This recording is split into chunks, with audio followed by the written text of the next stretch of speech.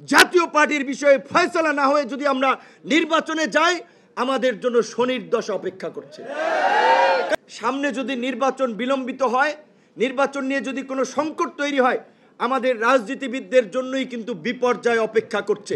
কাজে আমরা মনে করি অবশ্যই আমাদের যে প্রাণের দাবি, এই গণ অভ্যুত্থানের যে আকাঙ্ক্ষা, গণহত্যার বিচার, রাষ্ট্র সংস্কারের পরিষ্কার রূপরেখা এবং নির্বাচন, গণহত্যার বিচার চলছে এবং এই যে আন্তর্জাতিক অপরাধ ট্রাইব্যুনালের যে প্রসিকিউশন টিম, তাদের কার্যক্রমে আমরা খুশি, তাদেরকে আমরা ধন্যবাদ জানাই। এই প্রতিষ্ঠাবার্ষিকী থেকে আপনারা দেখেছেন যে এই আর্মির জেনারেলরা গুম খুনের সাথে জড়িত ছিল, যাদেরকে গত 1 বছর বিচারের মুখোমুখি করা হবে কিনা দ্বিধাদ্বন্দ্বে ছিল, এই প্রসিকিউশন টিম, আইন উপদেষ্টা এবং ডক্টর ইউনূসের সাহসিকতার ফলে তাদের হাতে হাত করা পরানো হয়েছে।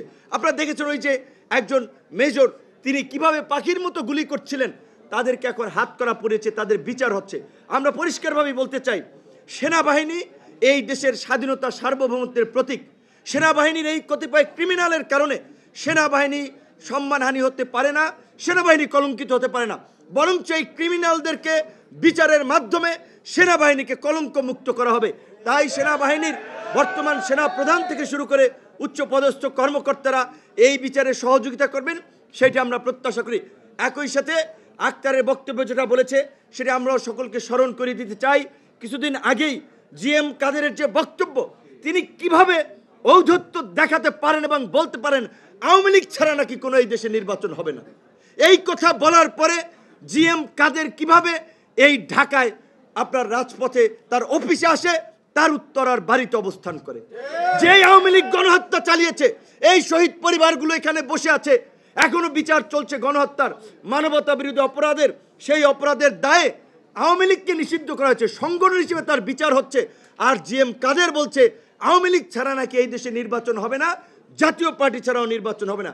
কাজে আমি বিনয়ের সাথে রাজনৈতিক নেতৃবৃন্দকে বলবো, অবশ্যই নির্বাচনের আগে নির্বাচন বিঘ্নিত হোক এমন কোনো কাজ আমরা চাই না, কিন্তু এই আওয়ামী লীগের দোসর এবং ভারতীয় এজেন্ট এই বাংলাদেশের রাজনীতিতে যখন থেকে তারা এসেছে, এই বিস্ফোরা জাতীয় পার্টির বিষয়ে ফয়সালা না হয়ে যদি আমরা নির্বাচনে যাই, আমাদের জন্য শনির দশা অপেক্ষা করছে।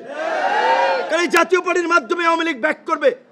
ফরিদপুর, মাদারীপুর, শরীয়তপুর, খুলনা, যেই সমস্ত এলাকা একটু আওয়ামী লীগ অধ্যুষিত হিসেবে পরিচিত, ওই জাতীয় পার্টির মাধ্যমেই তারা নির্বাচনে নাশকতা করবে, নির্বাচন বানচাল করবে, আন্তর্জাতিকভাবে নির্বাচনকে কলঙ্কিত করবে, প্রশ্নবিদ্ধ করবে।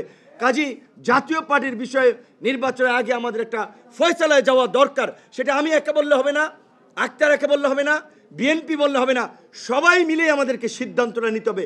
যেভাবে আমরা জাতীয় ঐক্যমতের মাধ্যমে আজকে জুলাই সনদ স্বাক্ষর হয়েছে, জুলাইয়ের ঘোষণাপত্র হয়েছে, এখন আমরা সবাই নির্বাচনের জন্য অপেক্ষা করছি। এবং আমি আজকে জাতীয় নেতৃবৃন্দের উপস্থিতিতে বলতে চাই, সরকারের কাছে আমরা বলতে চাই, আমরা মনে করি যেহেতু জুলাই সনদের স্বাক্ষর হয়েছে, ঘোষণাপত্র হয়েছে, নির্বাচন আর বিলম্ব নয়, ফেব্রুয়ারিতে নয়, জানুয়ারিতেই নির্বাচন দিন। কারণ নির্বাচন না হলে আমাদের জন্য সংকট অপেক্ষা করছে এবং আমাদের অস্তিত্ব হুমকির মুখে পড়বে।